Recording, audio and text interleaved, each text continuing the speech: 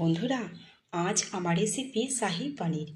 এটা আমি একদম কম ইনগ্রেডিয়েন্টসে বানিয়েছি, একদম রেস্টুরেন্টের মতো স্টাইল হয়েছিল।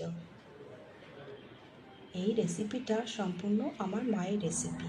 মা এইভাবে আমাদের পনির প্রায় দিনই বানিয়ে খাওয়াতো, খুবই টেস্টি হতো, তাই আজকে তোমাদের এটা শেয়ার করলাম। প্রথমে একটা মিক্সির জারের মধ্যে 4 চামচ মতো পোস্ত আমি নিয়ে পোস্তটাকে আমি ড্রাই গ্রাইন্ড করে নিয়েছিলাম। এর মধ্যে 8-10টা কিশমিশ আর 7-8টা কাজু আর একটু মগজ, যেটা ওয়াটারমেলন সিড হয়, সেটা 1 চামচ মতো দিয়ে ঝাল মতো লঙ্কা দিয়ে একটু জল দিয়ে আমি একটা মিহি পেস্ট বানিয়ে নিলাম। এটাই একমাত্র মশলা। এরপর 2টো টমেটো আমি একদম কুচি করে কেটে নিলাম।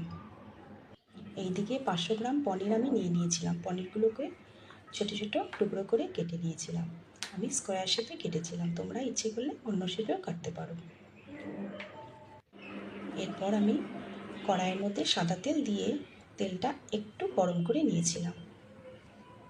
তেলটা হালকা গরম করে পনিরটা আমি তেলের মধ্যে দিয়ে হালকা করে ভেজে তুলে নিয়েছিলাম। আমি 2 থেকে পনিরটা ভেজে নিয়েছিলাম।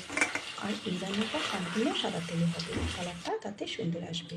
এরপর দারচিনি, লবঙ্গ, এলাচ আর গোলমরিচ ফোড়নে দিয়ে একটু ভেজে মশলাটা এর মধ্যে আমি টমেটো দিয়ে দিলাম।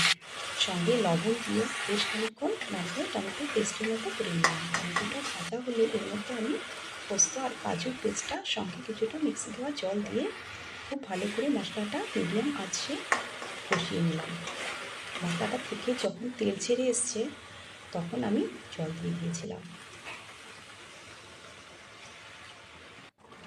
এরপর পনিরটা দিয়ে বেশ খানিকক্ষণ ফুটিয়ে নিলাম।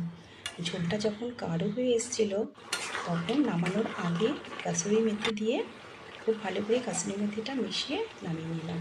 এই কাসুরি মেথিটা দেওয়ার ফলে একটা রিচ ফ্লেভার আসবে। এটা কিন্তু খুবই টেস্টি একটা রেসিপি, তোমরাও করে দেখো বন্ধুরা।